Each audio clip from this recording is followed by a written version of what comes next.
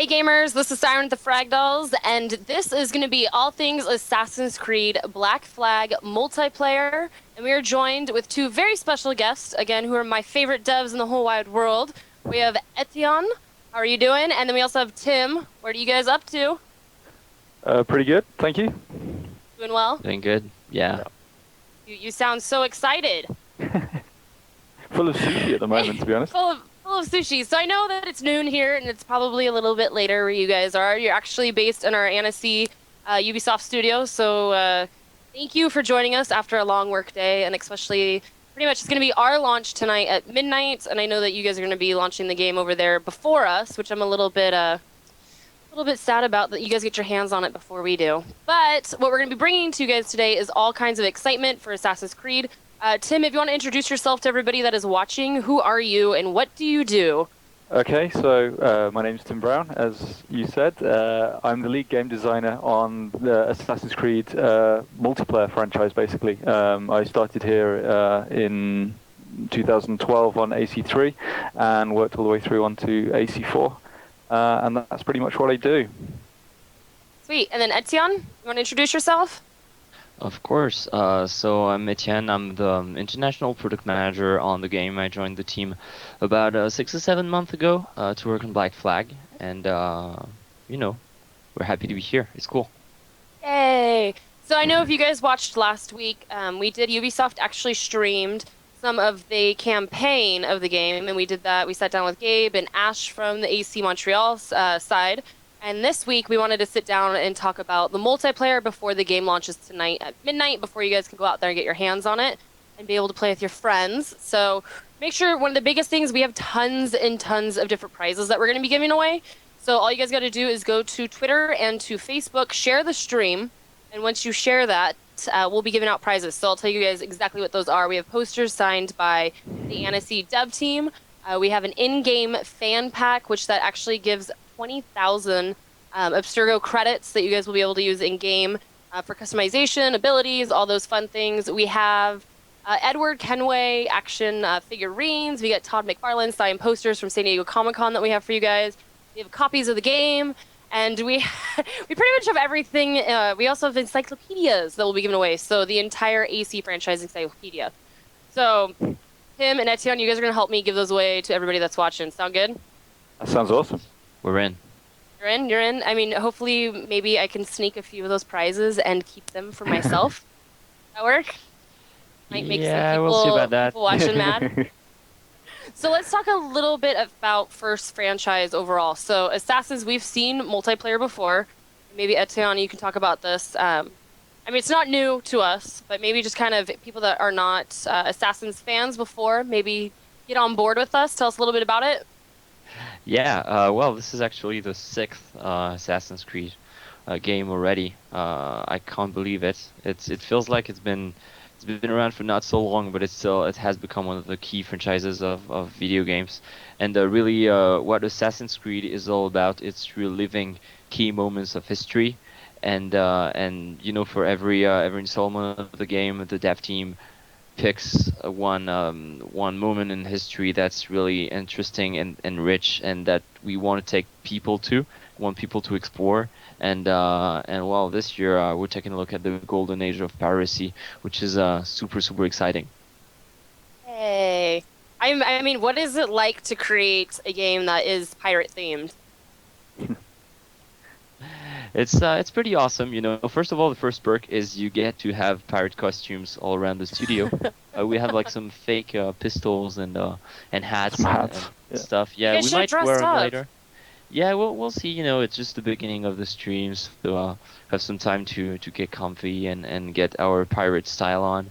But yeah, working on a pirate game is great. I feel like it's a part of history that hasn't been explored that much, and it's really nice to get people to dive into it and kind of experience the life of a pirate, and all the naval battles and duels and everything that comes with it.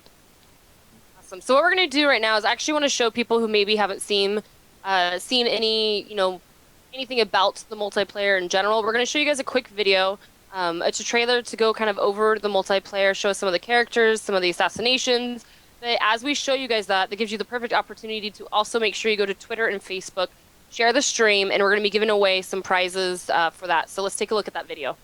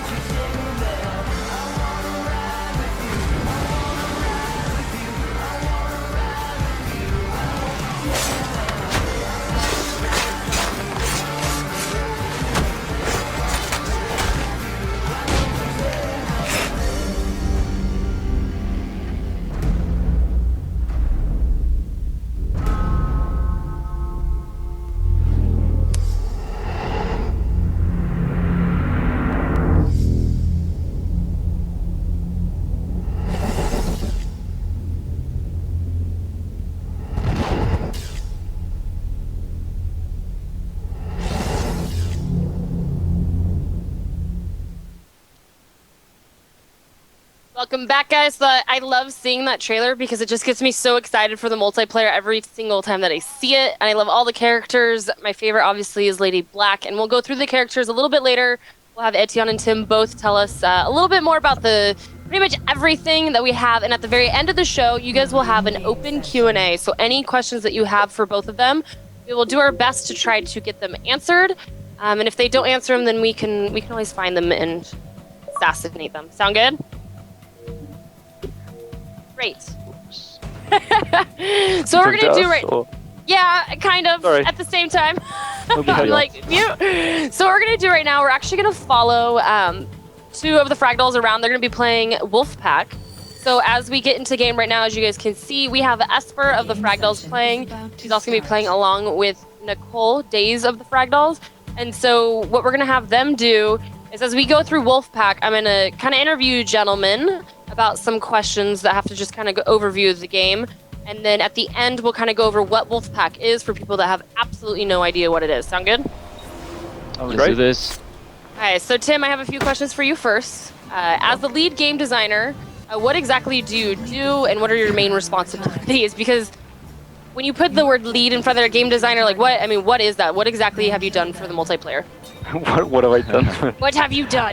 Yeah, what have I done? Okay, so a lead game designer is basically head of the game design department. So I have multiple game designers below me who work on the game design of the game. It's everything from balancing to different things like progression, how the different abilities will work, many things. Things like game modes, features, brand new features like Game Lab, Wolfpack, all that stuff comes underneath game design. And then I run the whole team that basically creates that and works on that. That's pretty much what I do. Yeah, boss people around a little bit. Oh, I like that job. I want that job. I just boss people around. So what's been your favorite thing so far? I mean, I know how long have you guys been working on the game, first off? Multiplayer. We started shortly before we finished AC3, we already started thinking about, we knew what AC4 Black Flag was going to be. We knew it was going to be pirates. Everyone loves pirates, right? So we were very excited about that. We were looking at what we could do, got all the characters and the costumes and the environment to work with. So from a game design point of view, there's been a long-running thing with the community where they give us feedback and we try and adhere to the feedback, but you can't please everyone every time. And what we were trying to do was looking at ways that we could, so things like Smoke Bomb is a really well-known ability that some people feel is overpowered. And what we wanted to do with that was we said, okay, what if we could allow players to disable it? And this is actually where one of the brand new features Game Lab came from, which was because we said, well, why don't we let players decide what the rules are? Let's let them make the game mode, basically making mine and the game designer's life slightly easier in that respect. But yeah, to basically make your own mode. So yeah, that's kind of what happened, and we've been working since around summer last year. We started thinking about it, but we were still finishing AC3, and then all the way through to today, which is launch day. I can't believe it's here. It's come around really quickly. Yeah, it's awesome. Congrats, because I know it's like a party for you guys too, in the same sense. You're like, yes, it's finally out. All my hard work is paying off. Yeah, but of course with multiplayer, we're like, okay, the servers go live, everyone jumps on, and then we're like, we've done extensive amounts of testing, of course, but then you have millions of players playing, and that's a whole new ball game. Basically, we've done thousands and thousands of hours of testing with lots and lots of different people, including devs and other members of Ubisoft, other different studios as well. But you give it to the player, it's in the player's hands, suddenly it's like, oh, we found this little exploit. So it's not like we finish work now, we're now like, okay, we're now into what's known as, or about to be, into post-launch mode, which is where we're looking at all the feedback from the fans, what they like, what they don't like, basically any exploits, any issues. We're trying to jump on them as quickly as possible, and yeah, we want to make the best game we can possible. We also want to give the best multiplayer experience possible, and that's basically what we're trying to do. So what has been your favorite, for the past year, like your favorite part of working on, I guess this question's kind of weird, because what's been your favorite part working on this multiplayer and just, for the brand overall?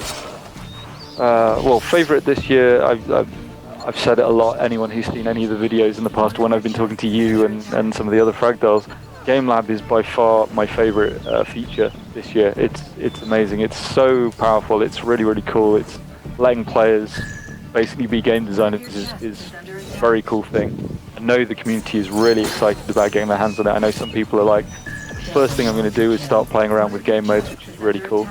On the franchise, I don't know. There's so many things. I mean, we introduced Wolfpack last year. That was very cool. That was well received. We did lots of improvements. Domination was something new. So there's too many to choose from. I love customization as well. So yeah, too many things to choose from for the whole franchise. That's awesome. So Etienne, maybe let's let everybody in the stream know exactly what your role is, and what is a international product manager. What do you do exactly for the brand? Well, pretty much as an international product manager, what I do is I work on all the communication aspects on AC4 multiplayer. So anything that you guys see out on the web, starting with trailers, screenshots, all the content that's not the game itself that you can see before it releases, but also everything that we do at events. So what are we going to show? What are we going to reveal at what point? So if you guys don't know about all the maps or all the characters at a given point before the launch, is probably because of me, So you can you can blame, but yeah, that's pretty much what I do, and I get to go to a lot of events, meet a lot of players, a lot of AC fans, and that's great because you see all the passion about the game, and when you get back you're like, yeah, we just want to make this game as good as we can, because we have a lot of followers out there and we have a great community, and I don't think we can thank them enough. I know I think for like Assassin's Creed in general, the community and the fan base is probably one of the largest that I've seen, and I love it because everybody that's been a part of it has been a part of it since day one. But in a game like this, you can still jump into the 6th game and not be completely lost. So let's kind of go into a little bit about maybe Tell us about the time frame and a little bit of the background on like Assassin's Black Flag if somebody's completely new to it. You want to do it? I can do it. So basically, the whole idea behind Black Flag is to explore the golden age of piracy, but not like the cliche pirates that might come to your mind when you think about pirates, but actually how it was and all the great historical characters that made this moment in history so special, because they were pretty much trying to set up their own pirate republic, creating a democracy in the Caribbean, and going pretty much against big powers of that time. And you get to meet characters in the game like Calico Jack, Blackbeard, that really shaped history at that moment in this area of the world. And as Edward Kenway, you grow as a pirate, as a man, and of course as an assassin, and get to see all these events unravel. And that's really where we wanted to take players in Assassin's Creed 4 Black Flag, and that's also what we wanted to convey in the multiplayer mode, using a lot of locations for the maps, a lot of different characters that have all their own background, and it just looks awesome. It's pirates, you know. I love pirates.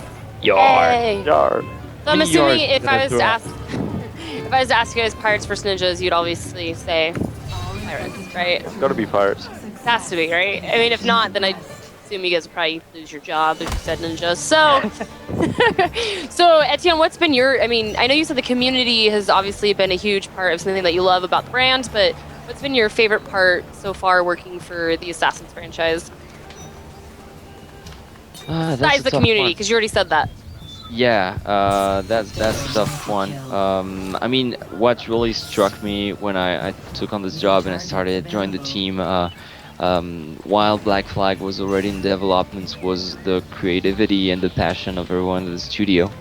You walk around, you see a lot of like all the artists that are coming up with great characters and concepts and costumes, all the maps guys that design amazing places to visit and enjoy the game, and I was really like blown away by that, and I started to understand that we're pretty lucky to have all those people at Ubisoft working on that game and making AC as big as it has become. So really, yeah, the creativity of all the dev team was really striking.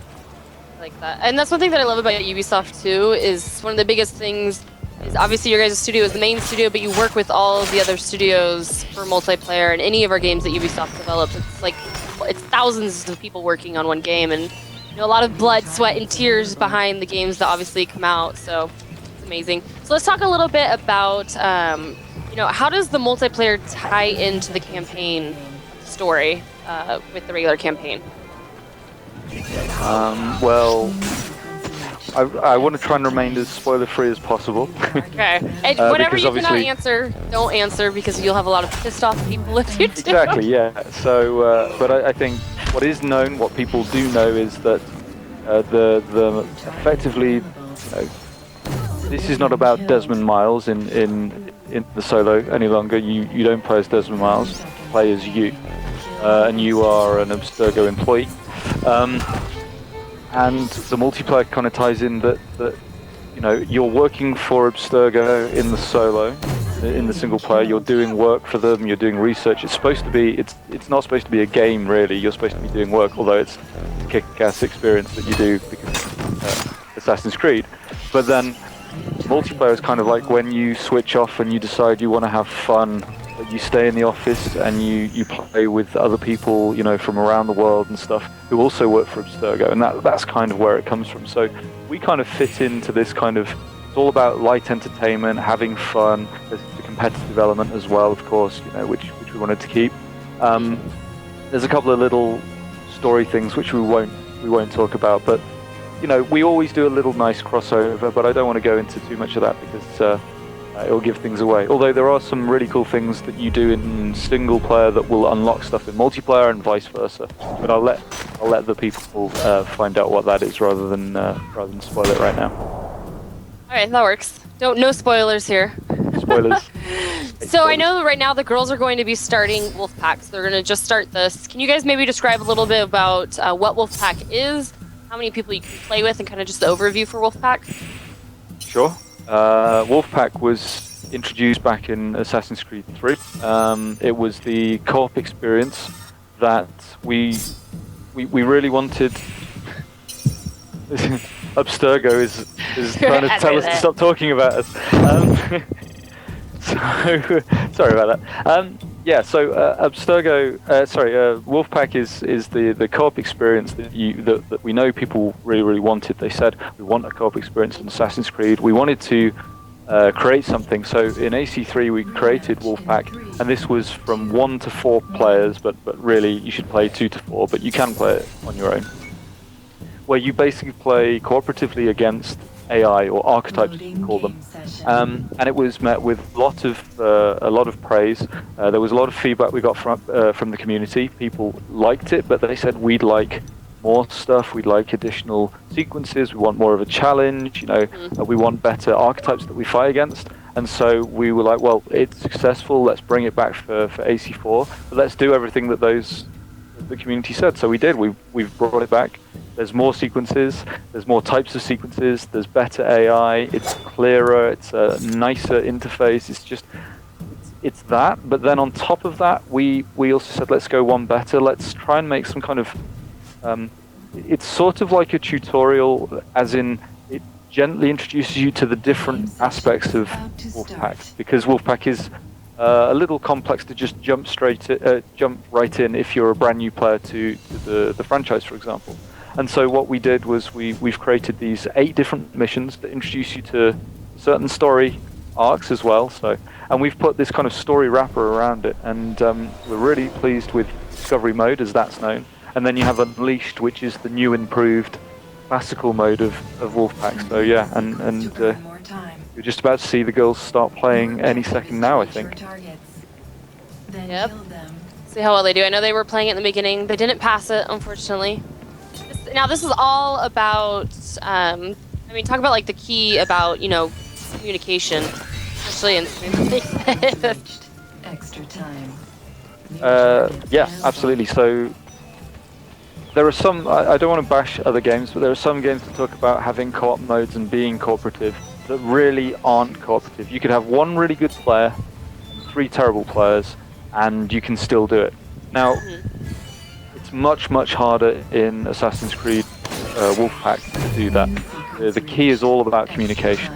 What you won't hear at the moment is that the girls are counting down to the kills. Well, they didn't just stand because one of them just got stunned. But they should be approaching the targets at the same time, trying to synchronize their actions, getting into what we call like a hidden area. So you move in with the blended characters, you blend with them, you get a ×2 multiplier, you want your approach meter to fill up, which is in the bottom right hand corner above the portrait.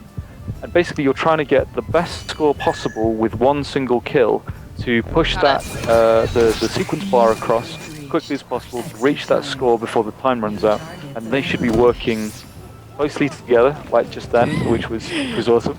Although I appreciate I think we have the two Fraggles too together playing, like the two that get very aggressive and mad and scream at each other. So it's kind of funny that we paired them up to play together.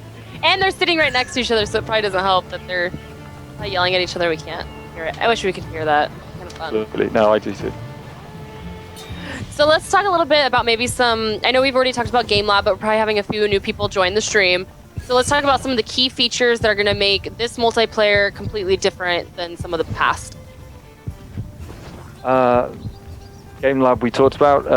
We'll talk about that later, I think, because I think we're going to try and make a mode live on air. But what are the key features? There've been a huge amount. We've looked at various different aspects, things like making the game sort of more pick up and play friendly, but without dumbing it down. We've redone the scoring system, which sounds kind of, you know, it's like, oh, a scoring system, but we've not simplified it. We've just made it very clear for the player to understand what's going on. So now you see what score you're going to earn straight away. Before, the approach meter had different words, but for a new player, you didn't know what those words meant.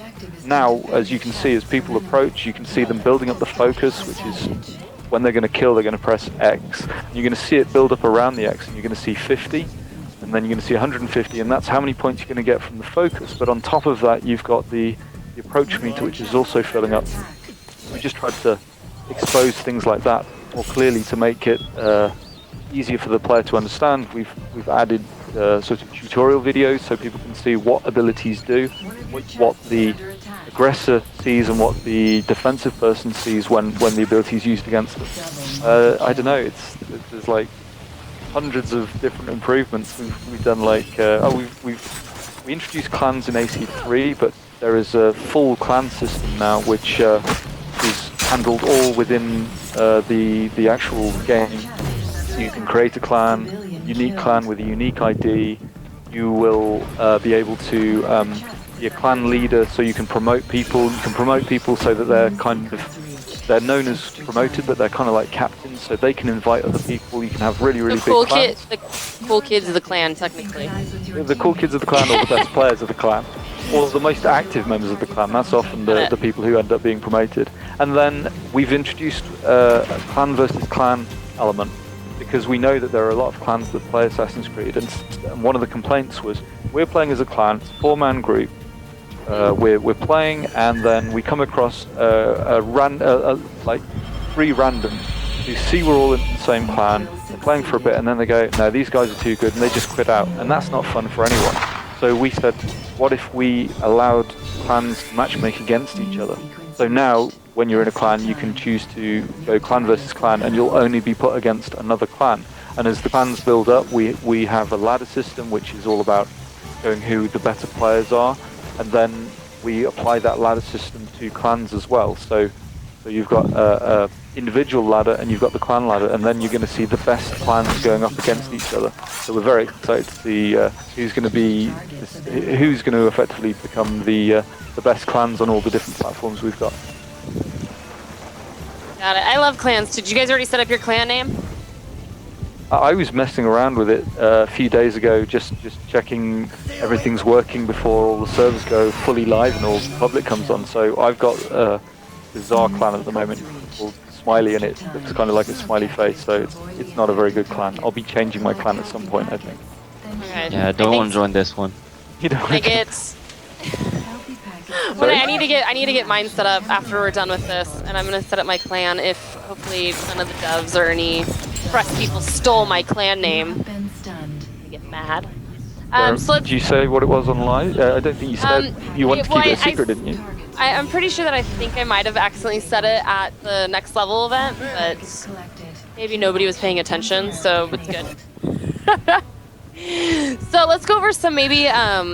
I know we did just talk about clans, but some of the social features that will be included, maybe a little bit more aspects to that. I know, obviously, we did talk about clan. That's a huge aspect of social features in a sense, but I mean, maybe some of the basics of that in terms of the social features. Yeah, sure. So social features, we have various different aspects, things like, we have a recruitment system, we have the brand new group system, which has been heavily improved.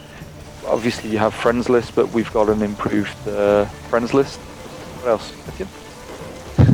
Well, all the social features that come with the Game Lab, but I believe we'll get into that a bit later, but basically you can create modes, share them with your friends, play them together, and also try other people's modes. So it's a new social feature, as in you get to play brand new modes that have been created from some of your friends. So it's pretty exciting. It adds a new tile to the social experience in AC. So I really like it. And with this, plus the clan, plus all the classic stuff that we're bringing back and improving, I feel like it's the best multiplayer to play with your friends.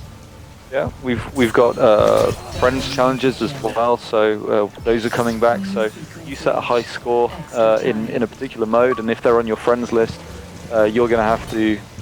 You're basically challenged. You're basically told. Siren got this score. Try and beat this score, and then it tells you at the end whether you beat that score or not. And if you do beat that score, you get a little bit of these extra Abstergo credits and things like And that. street cred. And street cred. And extra street cred, definitely. I like Yeah. that. So I'll make sure that I try to beat your. Well, I know I'll be able to beat Etienne's score since we've seen him play at some past events. Hopefully I'll be able I've to won beat your. games, you know. You won one. Good job. But you did totally get one But totally moving. stolen from you Yeah, last and second, which was pretty epic. Which I love seeing. In fairness, I think I'm doing worse than Etienne at the moment, so I think that's true, isn't thanks for twisting the blade. Appreciate it. it? Right. You know, it's I all remember. out of fun and love. Yeah. So can you guys talk about maybe how many different game modes there's gonna be? And I know obviously Game Lab will get into a little bit farther, but how many game modes right? Like right now, is just to get on and play. Sure. I'll take the team modes. You can take the free for all if you want. I don't mind. Team modes. We have 3 team modes that are adversarial. We have Manhunt. That's an old favorite of Assassin's Creed multiplayer. Basically, you have obviously 2 teams of 4 each. At the start of the game, one team takes on the role of the prey, and they're hunted, and then the other team takes on the role of the hunters. After 5 minutes, you switch it around, and then the hunters become the prey becomes the hunted, and then the team that wins is the team that scores the most points. You score points by hiding together and getting stuns on the hunters, but really the people who are supposed to be scoring the most normally should be the hunters. They should be hunting the people down, they should be running away. We've got Domination, we talked about that a little earlier on. AC3 introduced that. That is like kind of King of the Hill, but with 3 different hills or 3 different areas to control, but with the Assassin's Creed twist. Whenever you're in an enemy zone, you can't kill, you can only stun. And you have capture zones. You have 3 different capture zones. You have to go in, capture it, and basically try and dominate the other team. You have like a score gauge that moves to and fro. But really, the key is to have the biggest score gauge by the end of the time, or what we do, what we call a lockout, is to push the gauge all the way to the end, and then it'll end the game straight away, basically because you've won. And lastly, my favorite team mode is Artifact Assault. It's fast-paced. It's Assassin's Creed version of Capture the Flag. Again, the map is split into 2. You have friendly territory and enemy territory. Again, if you're in the enemy territory, you can only stun, and if you're in friendly territory, you can kill. And your role is to run in the enemy base, grab that artifact, grab the flag, take it back to your base. But unlike some of the traditional Capture the Flag rules, you don't have to possess your flag in your base to score, so the enemy can have your flag. Although, interestingly, that was something we put into Game Lab. I know we're coming to later, but we wanted to put in traditional Capture the Flag rules. So if you like the idea of more traditional Capture the Flag, you can turn that on if you want to do that in Game Lab and create a more traditional Capture the Flag type game. So yeah, those are the team modes. Okay, so let's go over the other ones, and then once we're done, you guys are gonna help us create a game mode. Okay. Sound good? Yeah. That's great. When it comes to other modes, we also have FFA, so free-for-all modes. We have 3 of them. The original, as I like to call it, is Wanted. It was first introduced in AC Brotherhood, and I was still a student when it came out, and you don't want to know how many hours I spent on that. It just caught me. It's like it's the core gameplay of AC multiplayer. So you're given a target that you need to find, track down, and assassinate. So for this, you're given both a compass that's going to point you in the direction of the target and an image of the character you need to find. But at the same time, you have some either one or more assassins that are tracking you down. Because the better you perform, the more people tracking you. So it gets harder and harder as you get better and better. And it just, when it came out, I was like, this is exactly what Assassin's Creed is all about, like stealth, being both the hunter and the prey, and it's really cool. So we still have it, of course, in AC4, and we have other free-for-all modes. One of them is Assassinate, so it's slightly different. And this one, you don't have a given target. You're in the crowd, and you need to find out who are the human players among the NPCs. And so look out look around, be super stealthy because you don't want to, you know, be too obvious and show that you're not an NPC. But also keep an eye open for all the players that might be out there. And the third one is that happens. That happens. No, I like deathmatch.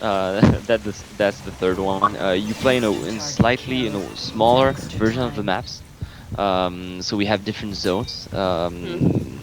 Like for example, the map could be divided in 3 to 4 deathmatch zones, and there are no lookalikes, no compass. So you need to find the target that you're given. Keep an eye open. It's like really fast paced because the map is so small. So that's also the what makes it a bit different and a bit more frantic than the other modes. And you know, each of everyone has their own subtleties and character. So I think my favorite is Destiny. I just, you know, ever since Brotherhood. Best. Yeah, I love it. So I know we do have 2 winners that we pulled from Twitter.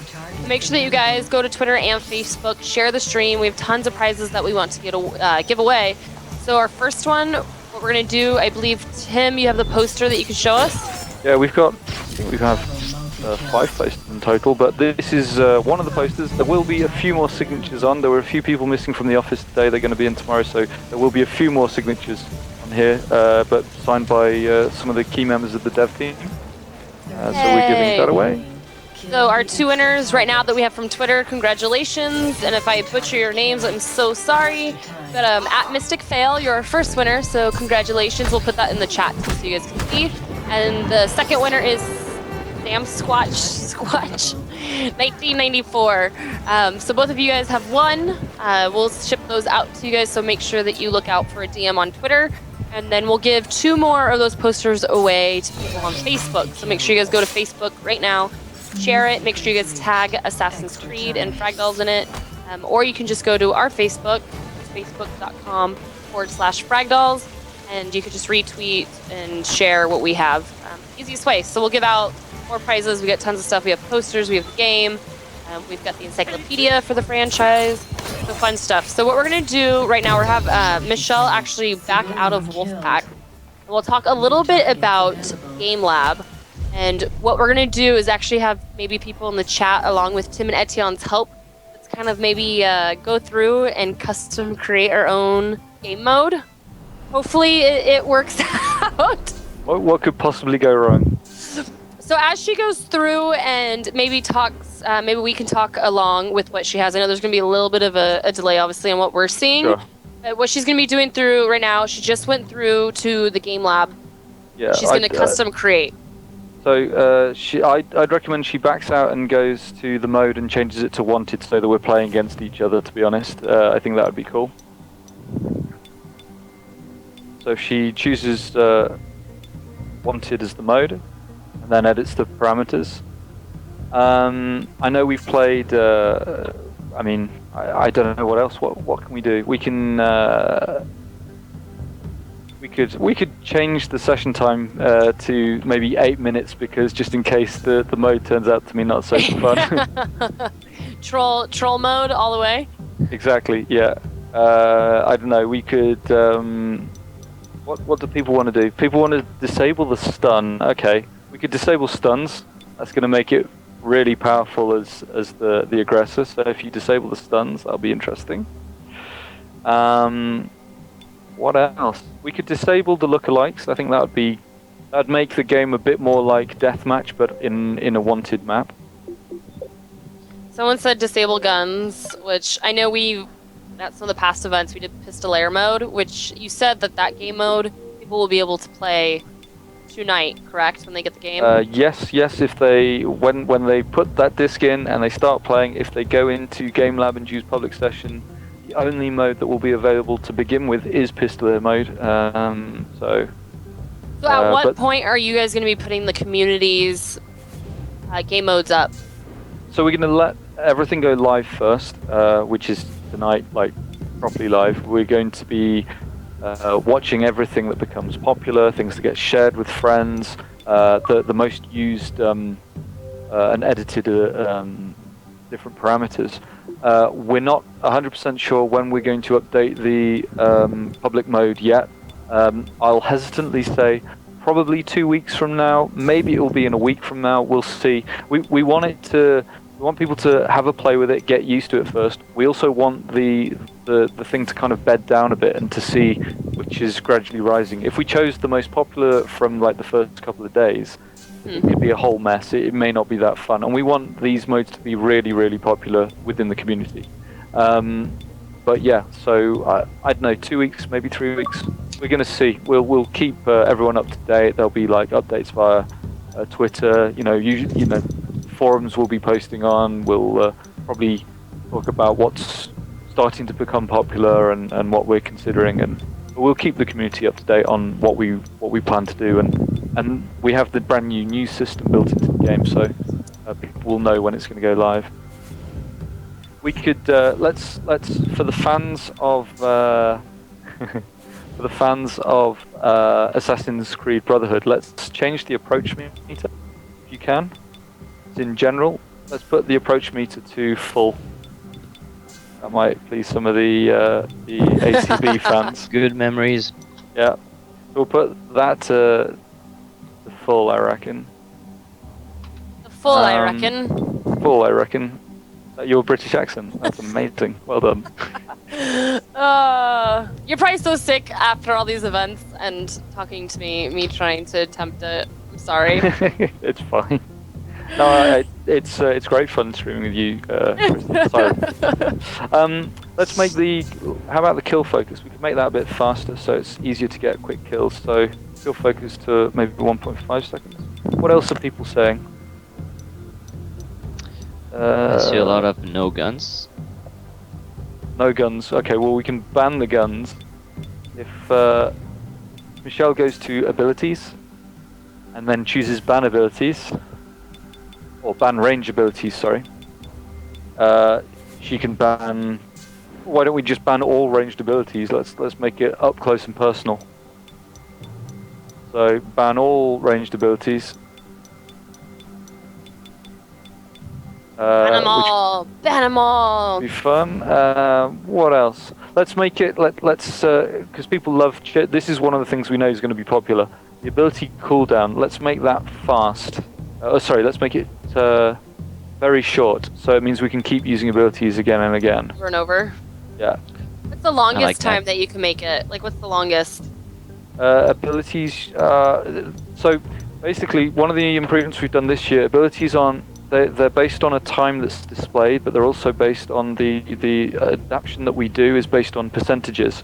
So I can't tell you what the longest time is because like the longest cooldown for any of the abilities is 105 seconds for the smoke bomb normally, but then when you change it to long, it makes it longer. I can't remember off the top of my head what the percentage is, but it does make it longer. I love watching everybody in chats curb stops only. Curb stomps. Sorry. That's going to be tricky. You can't. That'd be hilarious.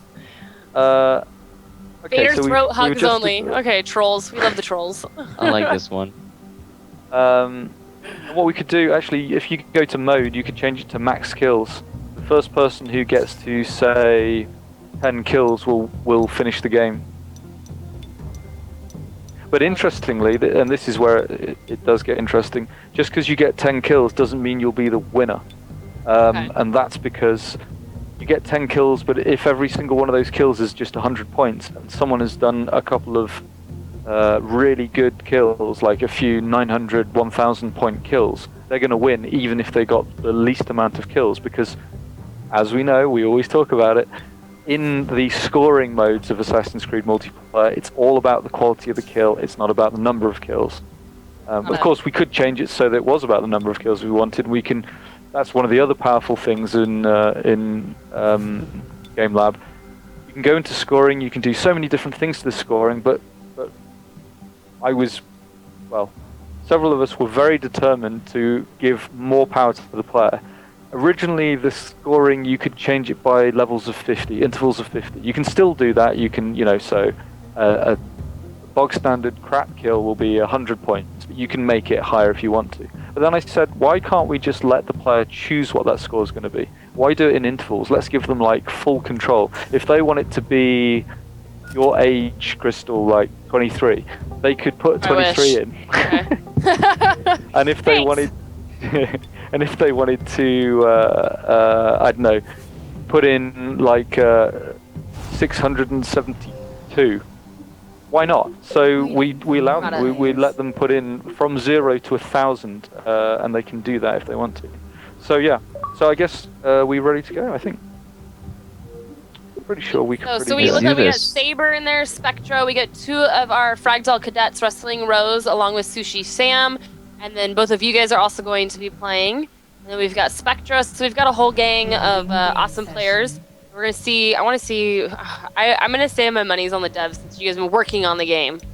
But hopefully the ladies will be able to bring it up in their skill. What character are you guys gonna play as? I'm playing as the duelist, especially because we have some cool customizations to show you guys.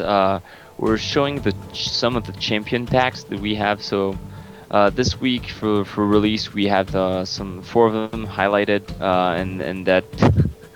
Thank you, Mike, for cutting the light again. And so you get like a special outfit for characters along with abilities and some profile customizations as well in the champion packs, and we wanted to show some of you guys the champion packs for some characters. So I picked the duelist, and it's actually the guy behind me. So kind of a cool one. Yeah, I like your posters behind you. I want those in my room. Maybe you can ship them to We me. have You can ship those over as well.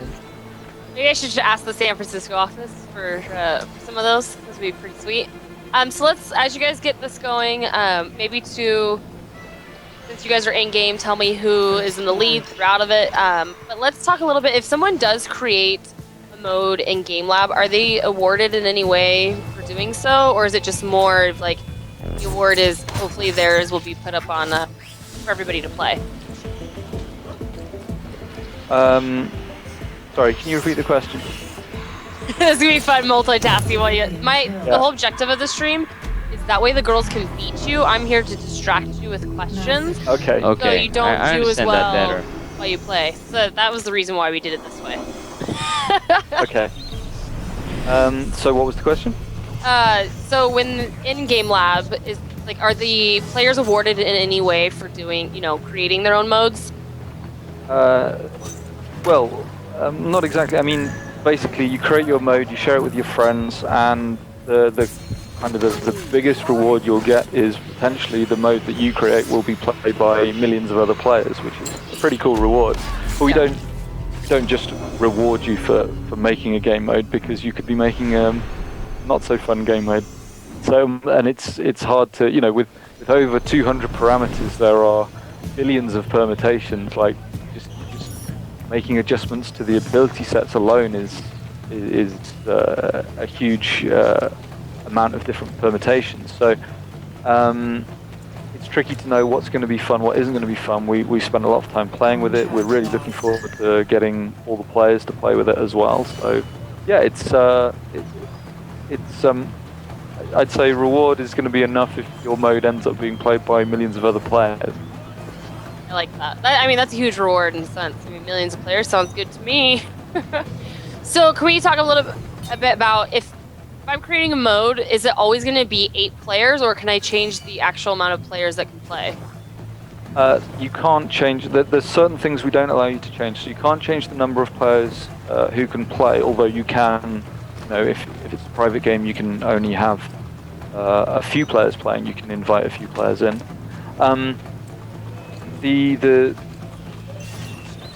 Sorry, I'm just thinking about what I want to say. So the thing that you will be able to change, things that you won't be able to change, are things like the contract system as well. There's certain things that are really, really complicated that we didn't want the player to just start messing around with, because you could effectively break the game, and we don't want players to potentially create a mode that just breaks the game. I mean, you can probably still break the game in some ways. I'm sure some smart guys out there are going to be having a lot of fun with the parameters and doing stuff that, you know, really flips things on its head. Like, for example, on the team modes, there is an option that is invert player action, and what that means is, like I said before, traditionally when you're in your zone, you kill. When you're in the enemy zone, you only stun. You can actually invert that, and that really is quite confusing when you're used to always feeling safe in your own zone and protecting your flag or whatever. Suddenly you're susceptible to being killed. That's kind of crazy. So we wanted to allow the players to mess around with things and change things, but ideally not break it. Ideally not break it. That'd be a good thing. Ideally not break it. So do you have a favorite game mode that maybe you guys have created in the studio or that you've created so far? Yeah, hands down, it's Pistoleer. That's the reason why it's the one we're playing first. Yeah, I just we created it. So one person, or was it like just the team together that was like, oh, this would be a cool idea? It was quite a few people. It was the design team in a lot of discussions. It was one of the guys who was working on my team who actually doesn't work in Annecy, he works in Bucharest. He was putting stuff together for us on GameLab, and obviously Damien, who people from the community will know, who was the game director here on the multiplayer. He was like pushing for different things as well. Hi to Damien. Yes, hi Damien, if you're watching. Although you should be working at the moment because you're in Montreal and it's work at the moment. Hey, we'll let you off if you're watching this stream.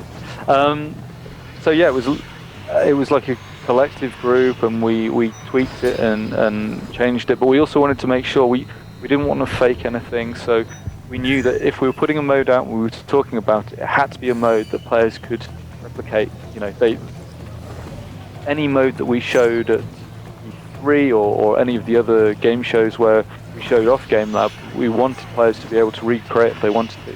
So we stayed within the confines of GameLab, and yeah, definitely hands down, my favorite is Pistoleer. I don't know, it's really fast paced, dynamic changes. If you manage to use your shield, protect yourself, suddenly the hunter becomes the hunted just for a few seconds while the player who had the gun has wasted their shot and they're waiting for it to recharge, and suddenly you get this cool switch of roles because the other player is running in to get the stun and get a few extra points. So and yeah, absolutely love it. Like that. So Etienne, maybe you want to tell us what your favorite game mode is? Or if you've created, have you messed around and created one? Your one you'd create. I mean, I'm not a game designer, so I probably would be kind of pretty terrible at that. But I like the idea to revolve around abilities, like have one forced ability set that's going to shape the whole game. So either based on like long range abilities, like we did in Pistoleer, but also some others, including the new ones. Like I really like time phase, and when you force everyone to use it, you like the whole map turns into just big zones where everyone's slowed down and can't see anything, and you know, it's pretty crazy. And I like game modes that really change the way that you're just used to play, and that really can surprise you. That's what I like about GameLab. So anything unusual, anything a bit weird, I'm into play that. Sounds like stuff I'd be into. Anything that's weird, I like that. It was weird. You're into it. It works, right? So it looks like we Absolutely. have like a minute left on the game. It's like our player just got completely annihilated. We're watching Michelle Esper, the Fragdolls player now, so she's in 5th place. We do have quite a few people. We got all the Fragdolls playing. We've got Etienne playing. I think, Tim, you're not in the game right now, right? I missed out before the game started. They might I have. was too busy talking. So. Oh, they did that on purpose. They don't want you to beat them. Yeah, but the girls did beat me because I ended up 5th, and Sushi Sam just owned the game. Did she? Yay, Sushi Sam. It's one of our Fragdoll cadets. Yay. So the most important question, though, is was it a fun mode that was that you just created, or that Esper just created? Was it fun, Etienne? because I can't tell because I didn't play it. It definitely was fun. The one thing I did forget was that she disabled stunts, and it took me like a good 3 minutes. You know, so I was trying to like defend and go for stunts, and I was like, yeah, it's weird, it's not working. And then yeah, suddenly realized. But yeah, it was different. Some of them, she forced some of the abilities to not be used. So like not being able to rely on disguise like I usually do was really tough for me. So yeah, it was fun. It was definitely I mean, I couldn't rely on my usual reflexes, and I kind of was terrible. You know. It's okay. The girls beat you. That's all that matters. So let's talk a little Sad bit about face. maybe some of the maps. So I know she's in Game Lab still, kind of creating some stuff. Maybe we can play another just random game that you guys create. But I want to know one of the biggest things. Obviously, what map were you guys playing on right there? We're playing on Portobello, which Hello? is one of the more indoor maps that we have. The maps really affect the way you play. Some of them are really like open with a few buildings. You have like long line of sights that you can use to spot your target from a distance. But Portobello is really unlike that. It has different levels. It has a patio at the center, and corridors and different rooms, so you never really know where your target is until the very last second, and it really changes the gameplay. It's a pretty cool one. Yeah. So let's go to, I know, we got Havana. Let's see if we can get Michelle to get the maps back so we can kind of see some of the different ones that we can choose from. Something that Etienne was talking about sort of enclosed maps, things like prison, things like Portobello. They're the ones that are flatter. So you've got some that are more traditional maps that I'll accept the game invite this time while I'm talking, so I don't miss out on the game. Yeah, the interesting thing with Portobello is that you can't jump in and get into positions where you can get too many aerial kills and things like that. So it does change the dynamic depending on which map you play on. So it looks like we're going to get a new game set up right now. So we're going to be doing a team-based game? Yes? Looks like it's a manhunt Manhunt? game. You want to talk about a little bit what Manhunt is? That way people that are watching know exactly what we're going to be watching. I didn't see what rules She picked. she picked, so it's going to be tricky. The good thing is I can review them. I'll do that in a second. I'm just getting Etienne into the game as well. So yeah, So I can actually, lose one again. of the interesting things that the community will recognise. This is something brand new that we've created for the guys who love running tournaments. One of the criticisms was that, you know, I start a game, but then we have to wait for one game to turn around and rebalance the teams. Now you can choose which side you're going to start on, which is very, very cool.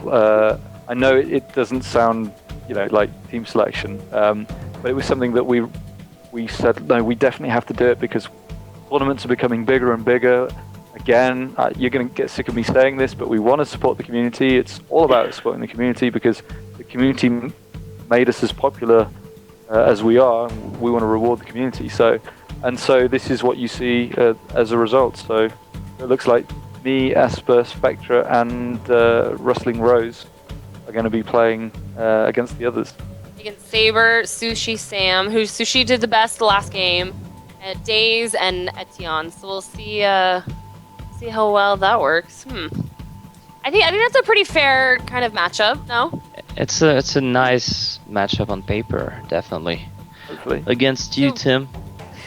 Somebody in chat asked. So coming. Matt Oh, in chat asked. I thought I saw Training Grounds in there. Being such as the AC multiplayer rookie, is that a public or single player training? Playground is purely in private mode, and that's just for people to be able to have a play around with the abilities and things like that. It's not a normal mode. It just gives you a random target. You can play with friends. It's something that we've had in for some time, which we know certain clans and players like to play with. Now, interestingly, if Esper presses Y, you can show this is what I was talking about before. I can see quickly what all the changes that have been made. So there shouldn't be any surprises. So it looks like we've got similar to what we had before. Round one. Yeah, so we're going to be playing You are playing. as the hunters to begin with. What map and are we she's on right now? Banned all the ranged abilities. Oh, and no disguise, so I'm in disguise? trouble. Okay, gonna have to switch that. So if you guys There we are go. joining us right now, we are sitting down with Tim Brown, who's the lead game designer on the multiplayer, along with Etienne, who is the international product manager. So both of them are playing with some of the frag dolls. We also have our frag doll cadets in there. And right now we are doing manhunts. So we do have our teams divided up. Both of the gentlemen are on opposite teams. See who does the best here. And in Game Lab, you can custom create your own game modes. So we had Esper the frag dolls go through and pretty much ban a bunch of things and kind of mess up the game mode a little bit. But what map are we playing on right now? This is Havana. This is my The one that favorite. you wanted to see, I think. Love Havana. Oh, Civilian I killed. went for the wrong one as well. If you guys are watching at the end, so about the last 15 minutes, we do have an hour left of the stream. I do have 2 more winners, so prizes that we're going to give out. We have more posters, so I got 2 winners from Facebook. Thank you guys so much for sharing that. We have Carrie Bland and Bruce Burns, so I'll put that in chat right now. You both just stay tuned to your Facebooks. What we'll be doing is giving you guys those signed posters from the dev team, and we'll be getting your address and those out to you. So we have 1 more poster and an in-game fan pack. So we'll do these for Twitter and Facebook. We'll pull 2 people from Twitter, 2 people from Facebook. If you guys share the stream, make sure that you do that, and we'll get you guys an in-game fan pack that includes 20,000 Abstergo credits to spend on abilities, customizations, your characters, whatever it is. So make sure you guys go do that and put Assassin's Creed in there. And you get an exclusive in-game title that you can only get if you have the fan pack. And I think you guys are going to be the first ones ever to get a fan pack, right, Tim? Yeah, absolutely. You will get a special title, The Fan, I think it is. You'll get 20,000 Abstergo credits to spend as you please in game. So yeah, we're very excited about having other things like that available, which is pretty cool. And if you're in the chat and you're asking, you're actually going to retweet the frag dolls. So it's twitter.com/fragdolls. And then make sure that you have @Assassin's Creed in there too. And then on Facebook, it's the same thing. Facebook.com/fragdolls. And we have tons of other prizes. We're going to be giving away a game for you guys today. We have the AC Encyclopedia. We have more posters signed by the dev. And we actually have posters signed by Todd McFarlane from San Diego Comic-Con that we still have. So lots and lots of goodies to give out. So whose team is winning right now? The Mike. other team by a lot. 1 minute remaining. Oh, Who's on your team, Did I Etienne? just I'm currently with Sushi Sam, Daze, and Saber, and we're way ahead. Generally, it's tougher in manhunts to defend than to attack because you pile up points not as quick unless you're very good in defense. You hide together, which is exactly what we're doing, hiding as a team. And for now, we're piling up points, and hopefully we can start the attack sequence with a good buffer and make sure we get at least I get my revenge. So with some of the maps, let's maybe talk a little bit too about, I mean, the ones that obviously that we're going to be seeing today. I mean, how do the environments change? Did the weather change? Does the time of day change? Like, how are they different in that aspect? concentrating on playing the game again. So we have You've already dynamic lost, don't weather. worry. Yeah, we've already lost. Well, we'll see how we do defending. But yeah, that's a pretty good score against them. Oh yes, it's on. I'm still trying to work out there's things like she's disabled chase breakers, which is really confusing. Go to the pause menu for details on the okay. game lab. So yeah, we have dynamic weather. We've introduced that back in AC3, and there is, so there's a few things that we won't be available at launch, but we will hopefully be releasing in special events coming up soon. So one thing too, someone just asked in chat, if you have a clan on Assassin's Creed 3, does it save to Assassin's Creed 4 or do you have to make it again? It's a brand new clan system, so you have to make it again. You better hurry up and make it when the game comes out at midnight so somebody doesn't steal it from you if it was a well-known clan.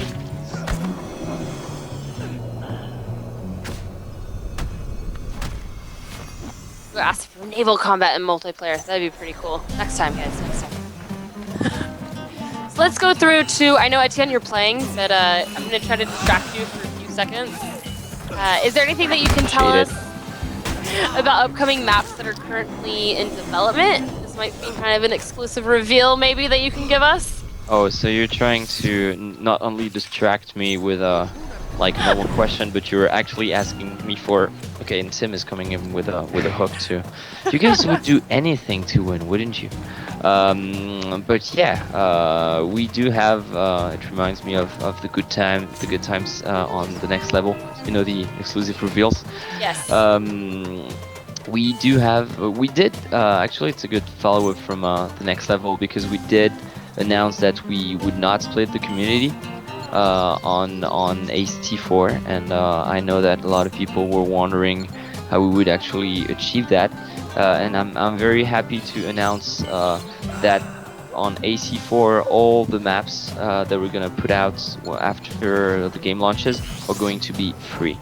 So everyone will be able to download these, everyone will be able to play on these, and yeah, we were super excited to see everyone get their hands on new maps as we advance into the post-launch and the month after release. Everybody gets it for free. Everybody likes the word free. At least I do. Who doesn't like free? I'm also a cheap ass, so that might be that might be why. If you guys are just joining us too, thank you so much. This is pretty much just a couple more hours, obviously, depending on where you are at in this beautiful place we called Earth. Getting Assassin's Creed 4. We are playing the multiplayer. Last week we did sit down. Ubisoft streamed from their Twitch some of the campaign. We wanted to bring you guys the multiplayer, bring you guys a little bit more of the social aspect of Assassin's Creed Black Flag. And we're sitting down with Tim Brown. He's the lead game designer for multiplayer, along with Etienne. I always mess up your last name, man. Michon, yeah. Sean. That works. He was the international product manager for the multiplayer. So thank you, gentlemen, so much. We're also distracting them. They're playing right now the multiplayer for you guys, along with the Fragdolls, some of the Fragdoll Cadet. We have tons of prizes to give away, so make sure that you guys share the stream on Facebook and Twitter. And these guys are actually pulling a solid comeback. So we have a very, very, very tense game. Very intense. We like intense. That's the way it should be. Like about 1,500 points difference, and we have 15 seconds left. I still think we're gonna claim this one, though. I'm sorry, Tim. I keep beating you. So what we're gonna do after you guys are almost done with this game, we're gonna have Michelle Esper go through. We're gonna talk about some of the characters because obviously that's a huge part of multiplayer. Sorry. How much time we got? 3 minutes left on the clock. Score. Oh, they lost. So whose team won there? Victory dance. Etienne, your team? Yes. Ooh. That was you. Let me see the screen. That was you, Spectra, Wrestling Rose, and was it Esper? No. Yeah, it went away too fast. Congrats to you guys. So we're gonna have Michelle right now. We're gonna go in and take a look at the characters, and then we'll have you guys maybe talk through some of them. Tell us who your favorites are. I know my favorite is obviously Lady Black, but you know everybody's got their own favorites. So one thing I should say, I know Etienne was talking about it earlier on. One of the characters he was playing with the Duelist, but using the Champion Pack, which is in our current Champion Pack sale at the moment, which will, sale at the moment. When we go live, it will be the first Champion Packs that are available and on sale. I was playing with the Champion Pack and costume, which is known as the Comedian, which is for the dandy, which is why he was wearing this very cool, I guess it's kind of like a Venetian ceramic mask, Absolutely love it. Very, very cool. So yeah, so that's one of the things about the characters. But we talk about the ones that Esper's looking at. Yeah, so right now it looks like we have the Rebel up on screen. You can go through. You guys want to talk about the customization? Sure. So if Espus goes into the costumes first, yeah, what we'll see is lots of different costumes. If she goes into edit style, we'll see costumes in just a second.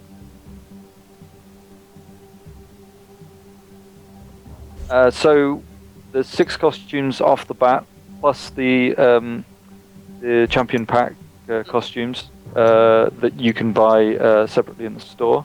As always, we allow you to buy them with Abstergo credits. As before, we didn't want to make anything unfair with what we call Erudito credits as well. She's got the base costume at the moment. There's several other costumes she can choose. I don't know which one. I don't think she has enough money to buy any. I'm trying to look on my screen. But what she can do is just review them. She's a poor girl. But what she can do is if she wants to check out like the detail on the costume, if she goes down to one of the other costumes, she doesn't have to buy it. She can just hit Y once she's chosen one of them. Hit Y, and then you can go into what we call figurine mode. This is just a new little thing. This is something we put in partly for the cosplayers. Exactly. Sorry, she's like zooming in, zooming out. But this is a very cool tool for any potential cosplayers out there. It allows them to look at all the fine detail, look at the materials, look at the patterns and everything in great detail. If she goes back to the character, we'll do it in just a second, I think. And yeah, again, this is one other thing that we wanted to put in to support the community. It's like we know we have some fantastic cosplayers as well, so we wanted to put this sort of stuff in so that they can look at the detail, they can look at the weapons. And one of the new things with the customization this year, last year we had costumes, we introduced those, they were very popular, but the same thing kept coming back. The community kept saying, we love them, but we want to customize them as well. Why can't we customize the costumes? And so the first thing we did when we set about on AC4 Black Flag was looking at how we can customize the costumes. Unfortunately, we can't really show you customizing the costumes if she hasn't bought the costume, and I don't think she can afford to buy the costume at the moment. But basically, trust me when I say that any of the customizations that you have, if she backs out and goes to some of the other parts and style, maybe she can afford that one. No. If she backs out, just press B. I'll have a little bit of a delay. Yeah, and then she goes into any of the gears, and she can change different parts of the gear, and it's things like necklaces and bracelets, and every character has a different. There's 3 different gears. Then there's colors that you can change. You can change the head as well, so it will be different hairstyles or different hats or no hats. There's like for the men, there's the mustaches or beards and things like that, because pirates, beards, all that kind of thing. And it's a good timing for Movember. Movember. Yeah, I like that's that. No very shape true. I've not Movember. even thought of that. Yep. So let's go maybe back and look over the overview of all the characters for some of the people that have maybe not seen any of the characters at all. Who's the character right now that's on her screen? This is the Rebel. Rebel. Let's see as she goes back, and then let's have her just scroll through them one by one. And then maybe we'll do a little trivia question too after we go through all of these. So she'll go through one by one. You guys can see all of the different characters. We got the Buccaneer, the Cutthroat, the Dandy, I know, which is one of your guys' favorite, the Duelist. My favorite, obviously, of course, I love Lady Black. I don't know. Yeah. She's one of my favorites. The cosplayers love her. We've seen some Lady very Black amazing, everywhere. great cosplays of Lady Black. Really great ones. And we'll actually show you guys on the stream some of the community cosplayers and YouTubers a little bit later. Make sure, too, if you guys are just joining us, we have prizes to give out. So we're going to be giving out the game. If you guys, unfortunately, can't get it, it's okay, because we got a copy to give to you. We've got the encyclopedia for the franchise. We've got signed posters by the devs. So what we're going to do right now, if you guys, we'll pull somebody. We're going to pull 2 people from Twitter and 2 people from Facebook. So all you need to do is go to either Twitter or Facebook /Fragdolls and either retweet or share We're gonna pull 4 people total, and we'll be giving you guys. We're gonna give you guys right now. We'll give away the in-game fan pack. So Etienne, if you want to say what that is again, so we can get those 4 people pulled. Yeah, of course. So you get 20,000 Abstergo credits to get some nice in-game swag. You get an exclusive in-game title as well. What else do we got, Tim, on the fan pack? No, that's it for the fan pack. That's it. Yeah, Okay. for the fan pack. There's but it is as Etienne said, the fan title, which no one else will have at launch, except for devs, obviously. But yeah, you'll have a very unique title, which is very cool, and it's basically a way of saying, look, I am a big fan of this game because I won this. Because there's no way you can get this. You can't buy it. You can't unlock it in any way. You can only get it by well, we're going to have different things and competitions throughout the year, and we've got loads of stuff planned. I mean, the amount of content post-launch this year is phenomenal, but this is just one of the little things that we can just give away to fans, where we can say, thank you for being an awesome fan, have this, be a bit more special in the community, and we're going to be supporting other things like that, which will be on the forums soon. But yeah, just to have things like that, I really like little things like that. Alright, perfect. So as Kim gets us those names, what we'll do, we'll have Saber, the Fragdels, pull 2 people from each Twitter and Facebook, and we will award those to you guys. So make sure that you guys stay tuned. We have tons more prizes too. We have about, I think, 40 minutes left of the stream. So I think what we're going to do next is go through and play some more of just the regular game modes. We did already do Game Lab, so let's go into maybe some of the other game modes that come with the game. I know you did talk about Champion Pack too. What Champion Packs will be available at launch?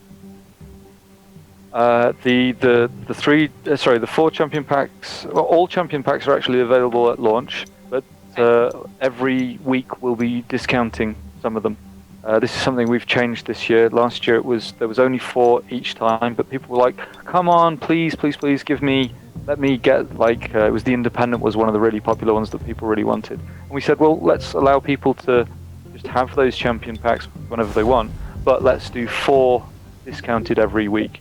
And the first week there is the Comedian, which is for the Dandy. There is the there's the Viper, and that is for the Puppeteer. We have the Swashbuckler, which is the one that Etienne was using, which is for the Duelist. And lastly, of course, it's the one I can't remember. Which one it is? The Huntsman, I believe. That's the Huntsman, that's it. So the Huntsman, who's making a comeback this year in AC4. And his pack is called the Law of Talon. So yeah.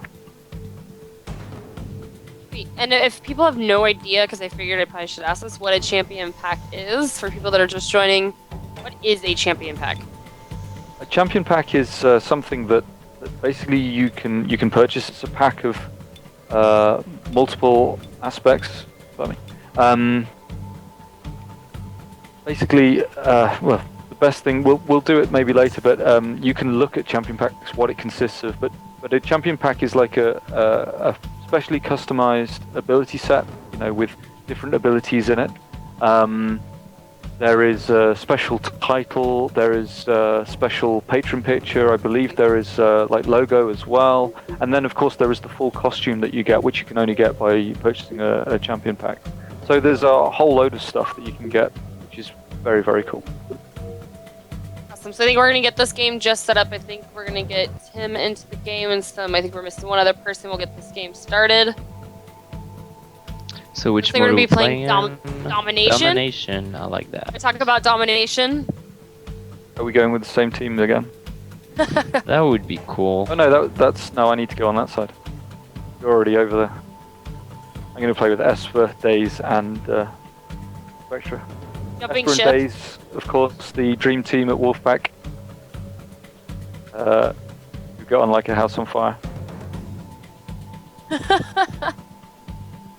I like that. So are any of the characters based on anything or anyone in real life or in history? I don't think so. What the we have an amazing character team. Mhm. They do a very cool process, which of course, everyone is a. I can choose a character. I'm going to choose one of the other champion packs.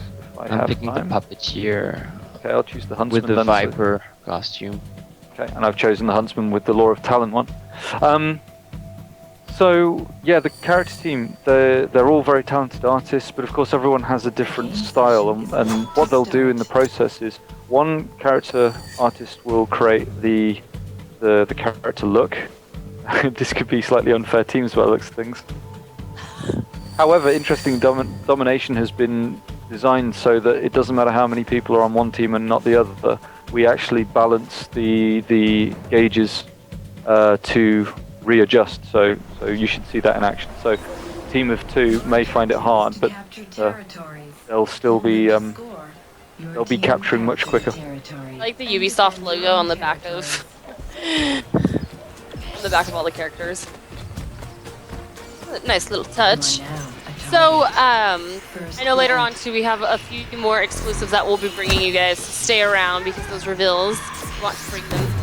Is there any character that seems to be? I know you said with the cosplayers, everybody likes to cosplay as Lady Black, but is there a character that you've seen maybe from all the events that we've done this year that people like to choose to play as like the most? So we've seen lots of different people, probably more than we've ever seen before of different characters. I've seen the Puppeteer walking around several times, which is very cool. We've seen the Cutthroat. He's the guy who looks very crazy. Well, he is very crazy, basically. And he is. Sorry, concentrate playing again. He's the guy who looks crazy. He's all in yellow. Is the default look, and we've seen several cosplayers as that guy. Obviously, the Huntsman's come back, so people have wanted to dress as the Huntsman, which is very cool. And we've seen one of the other returning characters from AC3, which is the Night Stalker, who is one of the fan favourites. He's the guy who wears a wide brim hat with his face is covered and everything, which is pretty cool. And I feel like a lot of people like the Dandy as well. Yeah, I haven't seen it cosplayed yet, but I really Not in want to see it. cosplays, but definitely picked in game. Lots of people have been telling me that they like his different feel, and he's kind of twisted. Uses a hook. He has this noble feel, and he's really one special and iconic character. Like that. So let's talk a little bit about some of the abilities now too. So, I mean, in the mode that we're showing right now, obviously we talked about the overall goal, but are the abilities the same for everybody in Domination, or is everybody going to have different abilities? How do the abilities work? And maybe, I know this mode's going to be different from some, but maybe talk about that. So abilities work the same. Of course, it depends how you use them. And I just died. Yeah, So, is that you? Okay. So yeah, abilities are the same in both, but if the zone is red, that means the enemy owns it. And like I said before, all you can do in that is stun. And the important thing to remember is you'll see Esper going into a capture zone. She's in one at the moment. She's capturing, but she doesn't want to give herself away, because if you stun someone, you're giving yourself away straight away. And they can get up quicker than you can capture that zone. So you really want to play it sneaky when you're not in a zone you control. If you're in a zone you control, then you're playing defensive, and you'll use a different ability set potentially if you're playing defensive. We can see here that despite it being, it's a 4v3 game at the moment, and despite that, we are having a run for our money at the moment on the team, because basically because the balancing is taken over. So because there's 3 players, it is a little more favourable on the gauge, which we've made sure is far more balanced. That was one of the criticism of Domination, was as soon as you had unfair teams, as in not balanced teams, it was really unfair, and so that was one of the things we set to fix in this, and we have. So how are the abilities unlocked? It's through the game progression. So effectively, as you play, you level up. The more, and we have an XP system. you also earn what's known as Abstergo credits, and you can spend those credits on abilities when you've got high enough to buy them. So there's an unlock rule on them, and then you have to buy them as well. You can of course use Erudito credits, which is we know some people don't have enough time to play the game day in, day out all the time, and so we wanted to give them a way to allow them to experience the game without having to play for as much time, but be able to try and catch up. So, and I've died again. I'm talking. That was me again. It was you again, man. I was. I know, we wanted to just test out your guys' like tasking skills today. It's non-existent. So, Non-existent. You saw that. You saw that on the next level, and yeah. you're just haunting us now. Well, it makes it easy for me because I just get to talk and not have to play right now. Where for you guys, it's like play and talk and do this and everything and win. Don't forget about winning. So let's talk a little bit maybe about the perks. How do how do the perks work? Maybe some examples. How can you unlock additional perks? Do you want to take it while I'm trying to play?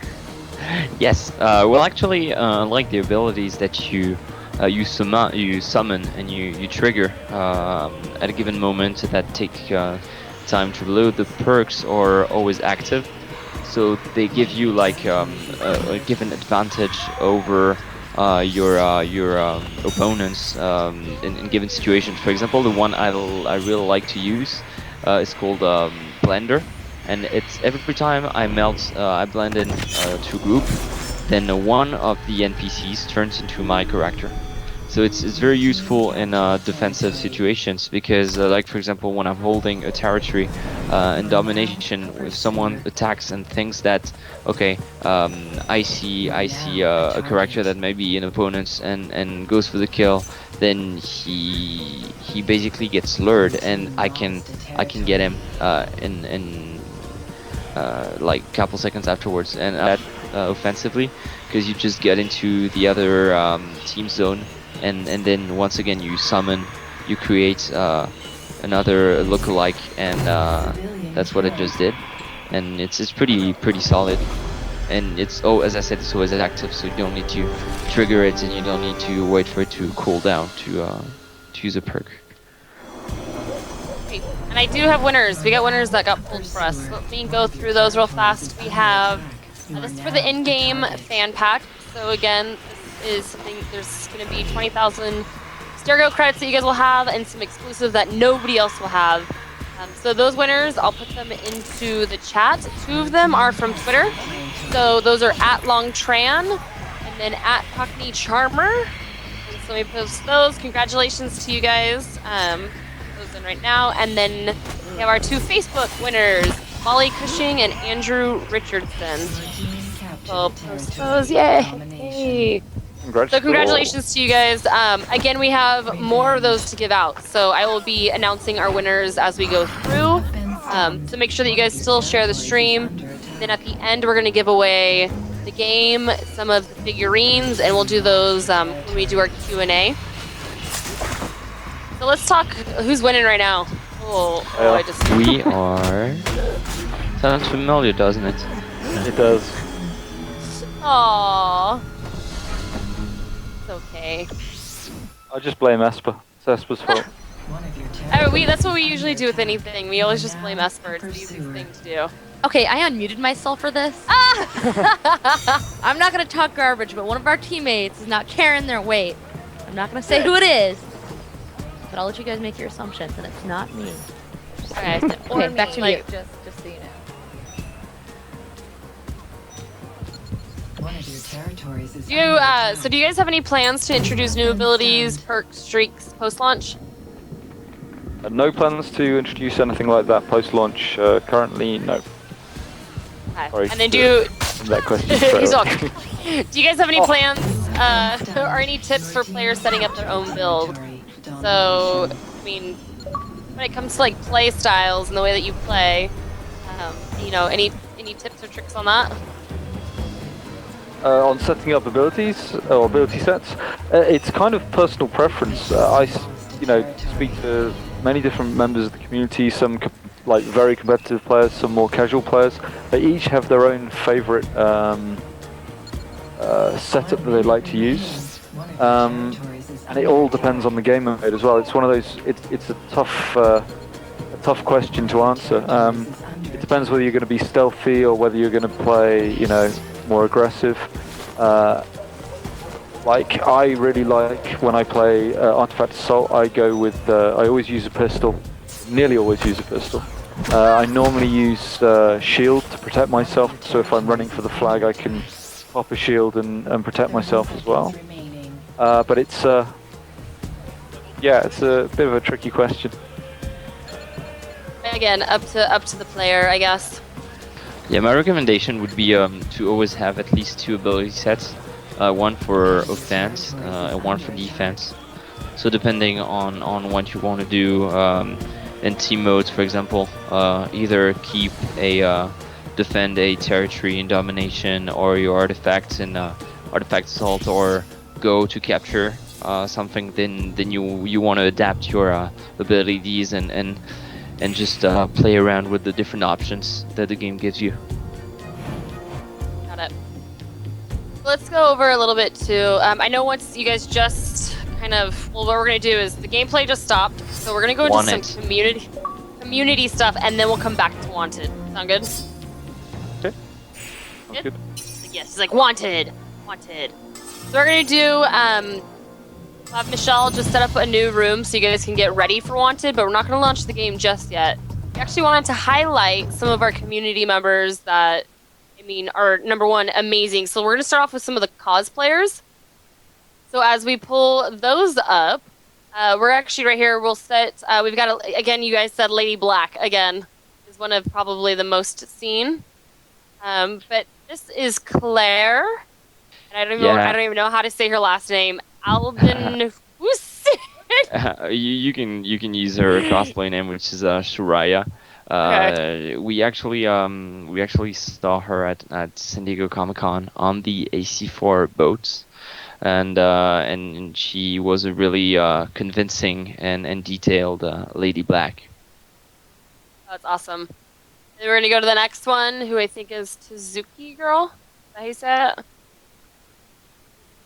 Yes. I believe it's a puppeteer cosplay. That's Here so again, awesome. yeah, from San Diego. We had among the best cosplayers on AC4 in San Diego, really, and her cosplay was really detailed. The makeup, the weapon, everything. It was a great job. We couldn't believe it when we saw the cosplayers down there. And then the next one, as we go through, going to be Nightfire. Yeah. It's funny because it's with Assassins, we always see a lot of female cosplayers, but this is the one game that I think brings out a lot of the male cosplayers, so it's cool. That's pretty awesome. Yeah. So Nightfire is a French cosplayer, and he did this great cutthroat cosplay at a fan night that we went to. We were lucky to go to a few weeks ago. And it was really, like, once again, great cosplayers are always detail oriented. You see the smallest details in the costumes, they all took them into account and reproduced them, and it's really impressive every time. And then our last one, which is my favorite. And I think it's another Lady Black. Yeah, we were talking about that earlier. So That's it's so awesome. Vila. Another French cosplayer. We have some very talented ones here at home, and she was also at that AC4 fans night in Paris that we went to a few weeks ago, and her Lady Black cosplay here again was super detailed and really great, and I recommend you guys go check out her Deviant Art cosplay page. She has a lot of pictures, and she actually Cool. did a great cosplay for an AC3 character last year. So we love seeing cosplayers, and keep up the good work, guys. And then I think the last one we have is just a group shot. Again, it's so cool when you see everybody come together. And I know at New York Comic Con, we had pretty much got surrounded at the Next Level booth with like 50 people who were dressed up in cosplay for the Assassin's franchise. And I think it was out of the entire weekend, that was the biggest group that I saw. So to see everybody come together, and that was all the way from AC1. We had people from Brotherhood, Revelations. We had pretty much multiplayer Templars, characters. We had everything, and that was pretty cool. Another thing that's super awesome too about the community is YouTube. So I know you guys have. We're gonna highlight 2 YouTubers who pretty much do everything from walkthroughs, tutorials, to teaching people how to play, to questions. I know. So the first one we have is Loomer. You guys can follow him on YouTube. Subscribe to him. It's Loomer979. And Hello, I've seen everyone. Loomer I at go a by ton Loomer. of events. He's an awesome guy.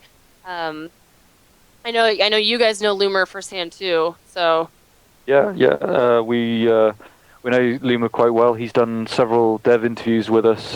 He often manages to get to things like E3, or we met him at Comic-Con last year at San Diego. Loves doing interviews, loves talking about changes. He works for the community in that respect as well. He's a player. He loves playing the game. He streams. He does all sorts of things. I mean, we've got loads of streamers, loads of YouTubers. So it was really hard picking a couple. But Luma is a fantastic guy. He asks all the right questions as well. He knows what the community wants to know, and so he asks those questions, even if we say don't ask that question. But he does. And he wants to know try. everything. You gotta try. Yeah, right? exactly. Yeah, he'd be a fantastic journalist, in fact, I think, to be honest. So. He has Yeah. so many videos, and I'm assuming I see Machinima on there, so he must be obviously a Machinima partner too. So. I think he's a director, Oh, I think. that's awesome. Okay, and then our second one we have is Rain and Storm Wake. Wait, Rain Yep. and Storm Wake. Again, another great player. He's part of the community that is more on the competitive side. I mean, Luma's a semi-competitive player. He's a very good player, but he doesn't. Rainin is far more on the competitive side. He likes to. I don't know if he's organised any tournaments. I think he has, but he's really into that aspect.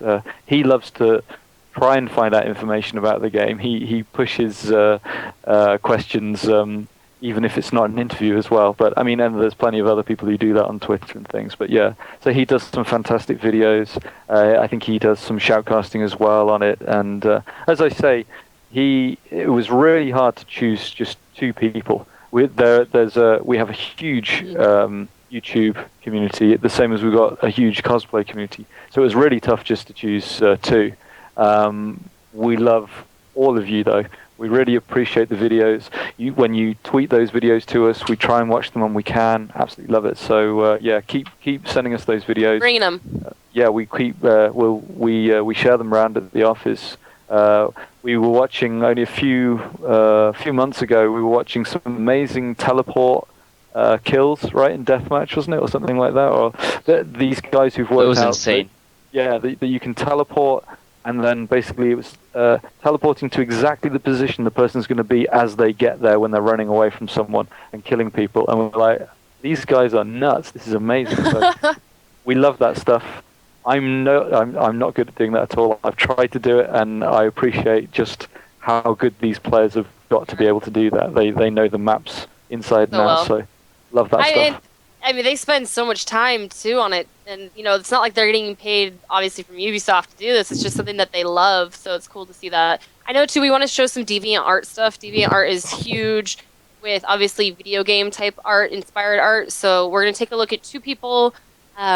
We just found some really cool Edward Kenway art, so we'll pull that up right now. And this one I just love because not only is it awesome, but it's adorable and cute, and we're dolls, and we love adorable and cute. Again, I'm going to slaughter this name. It's by Mibu no Ukami. That is my best attempt at that. You did a better job than me at pronouncing that. Yeah. Amazing So art. I think she's followed the community since Brotherhood. I think that you can go back through all her DeviantArt, and it's this really, really cutesy style that you look at these characters that go around cutting each other's throats, stabbing them in the heads, and you go, oh, but look at them, they're so cute, and that kind of thing. So yeah, she's done an amazing job with the art. And the second one we want to showcase, we're highlighting somebody that, again, just with pencil, hand drawing, another Edward Kenway. I mean, the time, the detail that goes into the. I mean, obviously it's gonna look a little different because it's watermarked. Because if I spent all the time on that, I definitely watermark my stuff too. But this is from D. Ronklin. Make sure I say that right, D. Ronklin. But I mean, just the time it's amazing that people. I mean, these are true fans of the game and the franchise, so it's pretty cool to see. So we just wanted to highlight a few of the people from the community. Thank you guys so much for, putting the time and effort into everything from cosplay to art to YouTube and all the other, different outlets that there are to be creative. So thank you guys. What we're going to do next, we're going to actually go into some more gameplay. So we're going to have Michelle. I think, what mode did you want to play next, Etienne? We could Say go Wanted? for Wanted. Yes. Wanted? I do Wanted, okay. Yes, Wanted. So as you guys play that, what we're going to do is distract our devs here, both Etienne and Tim. If you guys are just joining us, I know some people joined late. Tim is the lead game designer for the multiplayer for Assassin's Creed Black Flag. And then Etienne here is the international brand manager, so thank you, product manager. Thank you again for joining us and sitting down and taking the time, especially because the game is coming out tonight at midnight. So if you guys are in the States, you guys will be able to get it at midnight at your local store. Hopefully they have something near you that you guys can go party up, get the game. And then if you guys are overseas, I have no idea how that works with midnight launches, so hopefully they have them. Because you guys will get it sooner than we do. So right now what we're going to do is we're going to be doing some Q&A. So if you guys have any questions at all, put them into the chat. We'll have our lovely chat assistant. That's going to be a tough one. Yeah, it's going to be tough. You can answer all these. There's going to be quite a few. So someone wants to know what abilities are returning, which ones are not, and what are the new ones. That's a game designer thing. Off the top of my head, I can't remember what abilities aren't returning, which ones we cut. We didn't cut many from AC3. We brought back Money Bomb, which I know is a community favorite because people think it's overpowered. Well, that's the running joke. Money Bomb is slightly more useful than it was in AC3, but it is a starter ability. But everyone loves Money Bomb. What else? Brand new abilities. We've got Time Phase, which slows down time around the player that uses it, and team players aren't affected either. I think someone just used Time Phase then. But you may not have seen it. Oh, was you? Yeah. I don't know, it depends whether that was on the stream. What else do we have? We have Booby Trap, which all the French guys I work with love, because they were like, you can't call that Booby Trap. Boobies are like, and I said, no, Booby Trap is it's a thing that people know what Booby Trap is, and Booby Traps were invented around the time of the pirates. So Booby Trap is basically any of those chase breakers, the glimmering effect that you can see around doors and stuff. You can Booby Trap one of those, and anyone who runs through that isn't a teammate, even if you don't have a contract on them, even if they're your pursuer, you can effectively kill. And you get a few, I think 100 points for the kill. I have some winners that I want to announce. We actually pulled a bunch of winners to win some stuff. So I have 4 more in-game fan packs that we're going to be giving out to you guys. We have 2 more for Twitter. And I'm going to dump these into the chat right now. So the first one is at Lights Mix, and then the second one is Misfit336. So congrats to you guys, and we'll whatever platform you win on. So if you win on Twitter or you win through Facebook, that's what we will be messaging you after the stream to get your prizes. And then the 2 Facebook winners are JD Blosser and Stephanie Holmes. Congratulations to you guys for the in-game fan pack. And then we're going to be giving away, we'll do one more question, and then after that, I have the Edward Kenway Farland action figurines. So these are badass. Oh, you can't give those away. You can't give those away. I want one of those. And the winners are already pulled for those. So we have 2 winners for that, and then we have 2 winners for the Todd McFarlane signed posters from San Diego Comic-Con.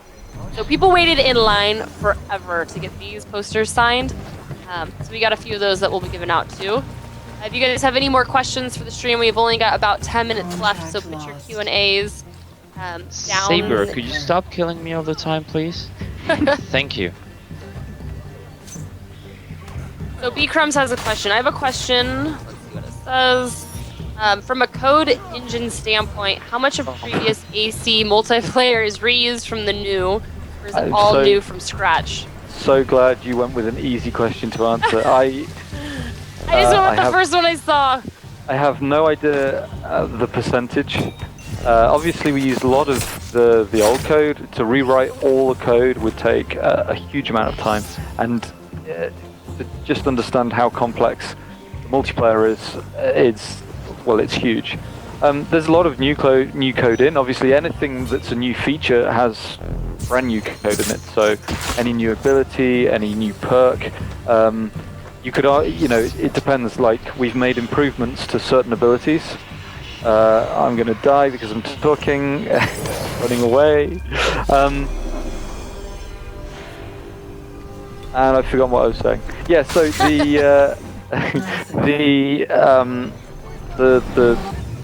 it's a really hard question to answer. I don't know. I'll pick a number out of the sky. 20,000 lines of code is brand new. Does that sound good?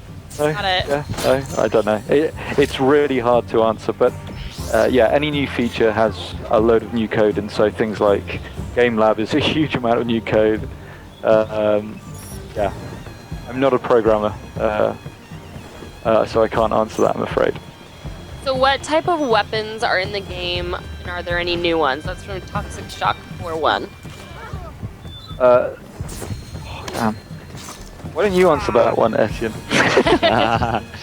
Can you ask again? Yeah, so Toxic Shock 4 wants to know what type of weapons are in the game, and are there any new ones? So you have, you always have for each character, you can choose 2 types of weapons. And all the characters always carry 2 weapons with them. They have one silent weapon, which is used only when you perform what we call low-profile kills. When you make a good approach and you're more stealthy, then you do less spectacular kills, and these weapons are going to be like the trademark hidden blade or a small dagger, or you have more classic weapons that can be swords, hammers, but of course, and it's one of the new elements, we have pistols, not ability pistols as in gun mode, but guns that your character uses for close range kills. And by introducing those, we created a whole lot of brand new animations. Dual kill pistols, Lady Black has some very cool ones.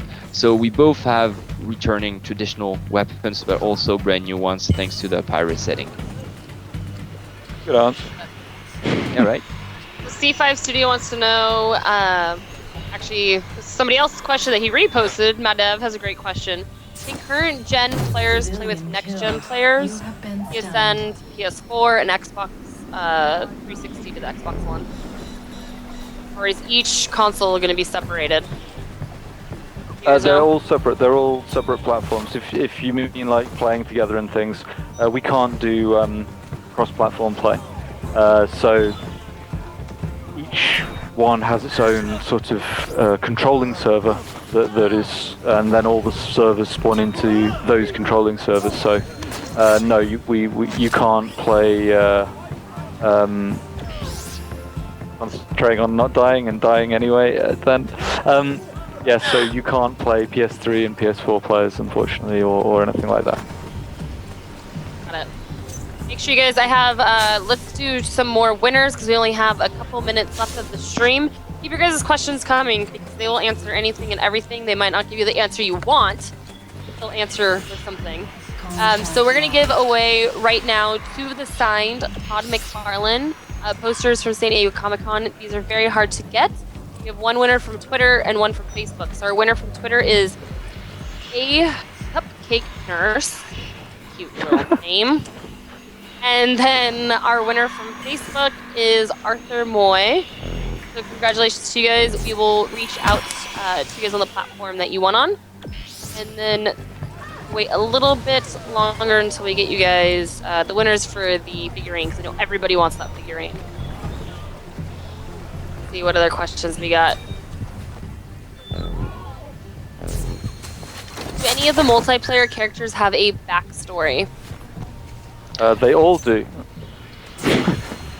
Sorry, were you going to answer them? I was, but you know, they all have their own bio and backstory and motivations, which makes them unique.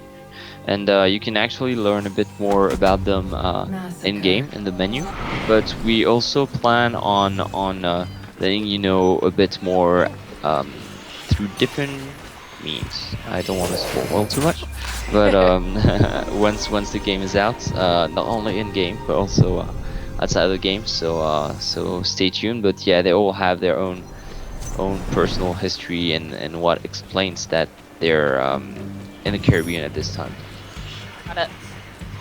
So we did reach out to some social media people this weekend and asked questions for them to send in. So I have a few of those questions.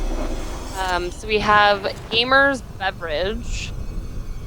How have you improved the matchmaking system, especially now with the announcement of not splitting up the community by DLC? Sorry, can you repeat that again? I had an ability going off in my ear and I missed part of it. He said, how have you improved the matchmaking system, especially now with the announcement of not splitting up the DLC? Or the community by DLC? So the not splitting the DLC, which we covered earlier on in case you missed it, we talked about it at the next level, and we exclusively revealed here that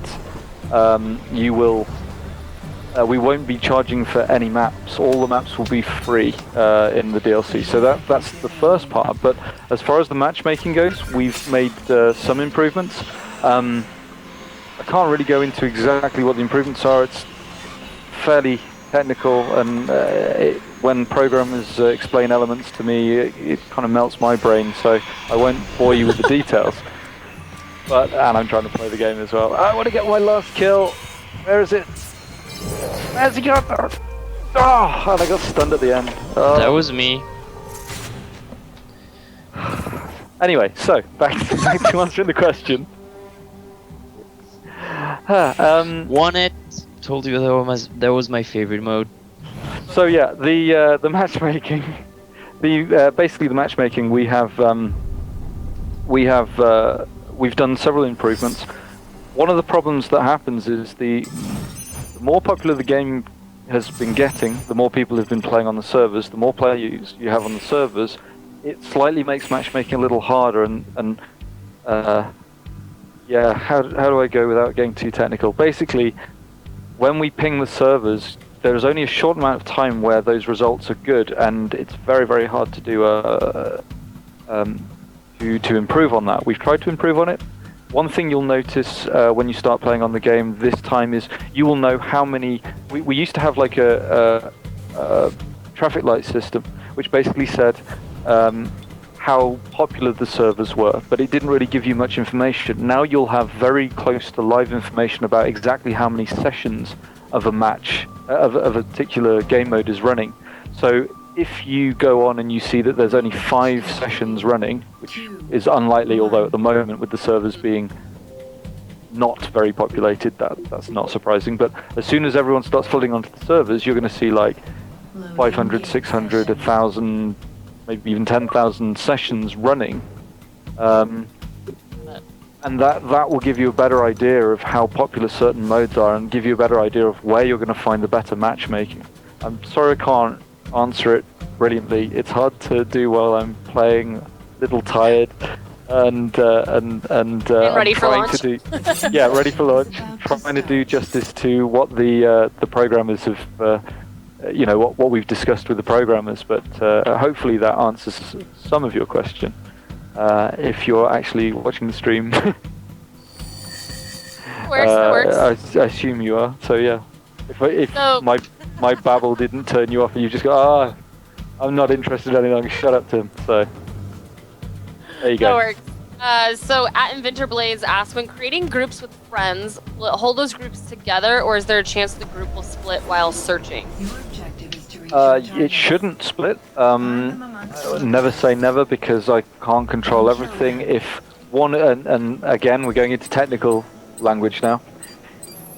Everyone who knows multiplayer matchmaking and lag and the quality of your stream, you'll see a thing that says NAT, and your NAT is your quality of your connection, basically. Put out. And basically, what will happen is you will. So I just noticed Esper's Dino walk.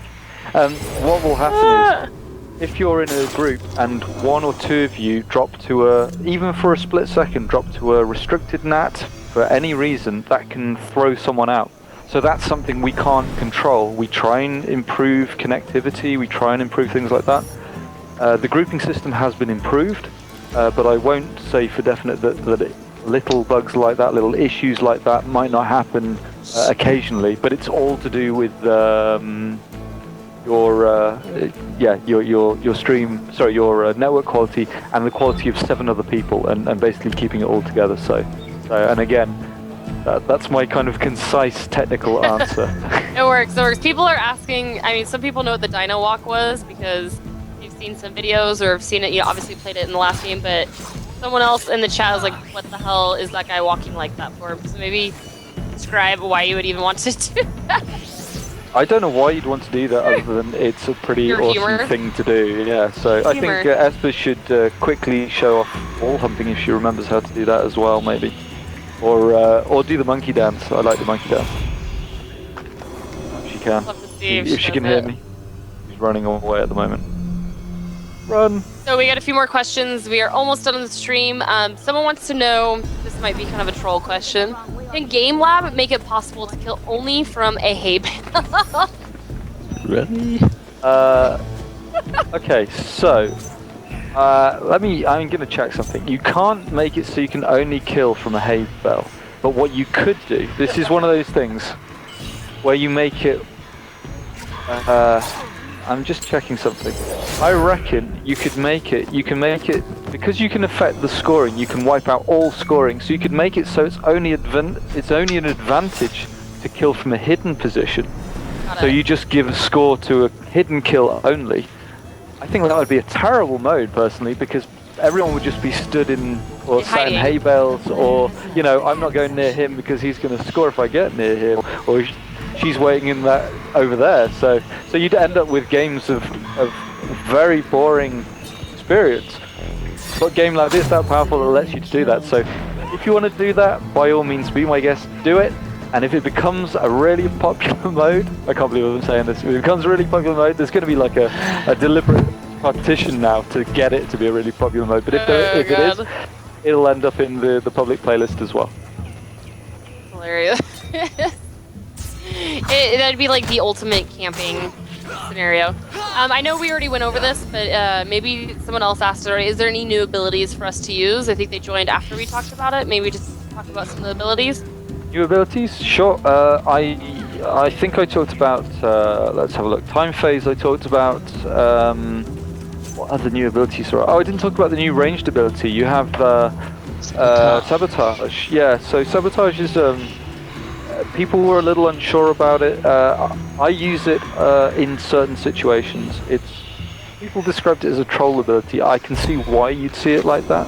Basically, you hit someone with Sabotage, and the next ability they try and use, it will misfire, and it will expend half the time. So it's basically you're wasting one of that player's abilities, half of their cooldown time. If it was the whole cooldown time, that would be an overpowered ability.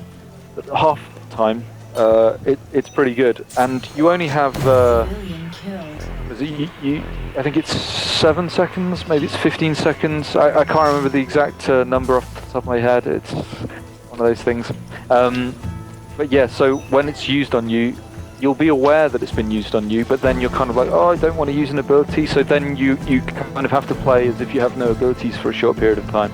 And it's a really cool ability to use in things like team modes, because Etienne and I are playing. Etienne hits someone with a Sabotage, for the guy I'm going to go in and get. As I run in, he tries to use his smoke bomb, for example, or shield, or one of the other abilities. He tries to hit me with knives. He's going to misfire and go, and then that gives me enough time just to kill him. And you know, it's great teamwork. It's a great teamwork making ability. And I think that's it. We got booby trap. We've got what else? There isn't it? Time phase, booby trap, and sabotage. I think was the brand new abilities that we introduced this year. Got it. Okay, this is gonna be our last question. Okay. So, what is the max level a person can obtain, and how difficult is the level progression in multiplayer? Okay, so we've increased the level cap this year to 55 from 50. How difficult it is depends on how good a player you are. That sounds like a slightly contentious answer, but it's true. The better players are going to get through quicker. The worst players are going to get through slower. On average, I'd say to get from level 0 or level 1 to level 55 is anywhere between 15 to 22, maybe 25 hours, depending on how good you play, depending on what game modes you play, depending on how well you do. But that's not the end of it. Once you hit 55, you automatically start prestiging, and there is 99 prestige loops. So what that means is you have to do it all again 99 times if you want to get to the top. We know some people did that on AC3. Those are very, very dedicated players who, if I ever meet, I will shake their hand, because that is a heck of an achievement. And we're expecting the same from the guys playing at on AC4. So I hope that answers your question. Basically, there are hundreds of hours worth of gameplay if you want to try and get to the end of progression. It's going to take you a very long time. Alright, this is the last question. This is like- People keep asking and asking. Actually, I gotta make sure that I keep this right. Hopefully I'm asking the right ones. There's so many people that want questions and we don't have any time left. We're done and I still gotta announce winners. I just put it in chat, so making sure that we can make sure I can ask it. I'll answer in chat. So what we got for you guys right now is some winners. So what we're gonna give away is the AC4 Todd McFarlane posters. I have 2 winners for those. We're gonna do it right now. I'm gonna drop your guys' names into the chat. We have @Quiet Follower and Sean Watson. So both of you guys will win one of the Todd McFarlane posters, and then the big one that I know everybody has been waiting for. Tim, I want you to come up with a question. This will be where we're going to end the stream on. So come up with maybe one trivia. It could be anything that you want to give away a copy of the game on Xbox 360 that we can give away to somebody. And you're going to need to ask the question and then watch the chat. Whoever name pops up first. And the biggest thing with chat, my answer first with somebody else's name, it's whoever he sees as the first person to respond. Yeah. Sound good? Okay, I'm Okay, gonna announce one more thing, our winners for the action figurine. So I have 2 winners for that. This is a pretty badass figurine. So you are the 2 lucky winners. We have @The Blind Bandit and John Hernandez. So thank you guys for sharing the stream. Congratulations. And Tim, I know he's trying to think of a question. He muted himself. He's like, ooh, what can I ask? You have been stunned. Just conferring with my esteemed colleague to see if he agrees with my question, if it's hard enough, because, you know, we're giving away an Xbox game, a brand new Xbox game that isn't out yet. Well, 2 more hours it's out. By the time it ships to them, it will be out. Yeah, that's true, in fairness. So the question is, we were talking about characters earlier on. We talked about the champion packs, and I mentioned the different names of the champion packs. I would like you to mention, I'd like the people to write in the chat the name of the champion pack of my favorite character, and my favorite character is Dandy. So what is the name of the champion pack that Dandy uses? I'm watching the chat right now. I was gonna say you better watch that. Not the orchid. It's a tough one. Oh, there we go. Yep. Got it. Sorry. Born Bornament? Born Formant? I mean, yeah, he spelt with a capital O in comedian, but we won't hold that against him. Yeah, he was So- first, I think. Well, I say he. It might be a girl, so I she. apologize. He, she. He, she, or he, she, if them. you don't know. So congratulations to you. What we'll do, make sure that you pay attention to your Twitch DMs. We'll DM you, get your information. We will send you out the game. Thank you again, Tim and Etienne, for joining us. Time actually went by really fast. So, Didn't hey, it? Yeah. I know you guys are going to be very busy this week with the launch and all of the things that are going on. Thank you for taking the time to sit down with us and talk. Tim, where can we follow you at? I know you have Twitter, so if anybody wants to stalk you, how can they? Yeah, I'm at Niche, which is spelled N1TCH, and I have a Twitch channel which I'll be streaming on later, just playing the game as well. Well, you'll see my name in the chat. You can follow me on that as well. So what's the types of things so people can watch your stream tonight? Oh, there you go, Niche. Super easy. So you guys go follow him on here. You guys will be able to see some of the gameplay tonight. And then Etienne, how can we follow you? You can find me on Twitter at E_Machan. I'm not Twitch streaming, but I will be watching Tim You'll play. be and- supporting. Yeah, I'll be cheering and trying to, just have him lose his focus like you did during the stream for us. Won't be That's hard. fair. That works. And we do have a couple more prizes to give away.